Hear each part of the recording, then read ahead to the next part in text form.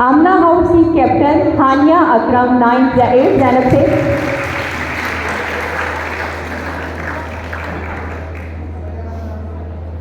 जी, इसके साथ खदीजा हाउस की कैप्टन अदीना फातिमा इस वक्त मैच के लिए उकाड़ा गई हुई हैं। आयशा हाउस की कैप्टन माहनूर फातिमा, उनकी रिसीव कीजिए, सैश रिसीव कीजिए। अदीना की सैश कीजिए। उनका आज इंटर डिस्ट्रिक्ट कंपटीशन से स्पोर्ट्स से वहाँ है।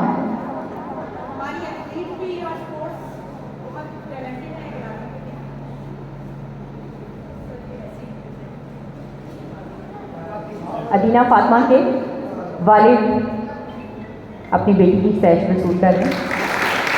House captain Khadija house. इसके बाद तलबा में अबू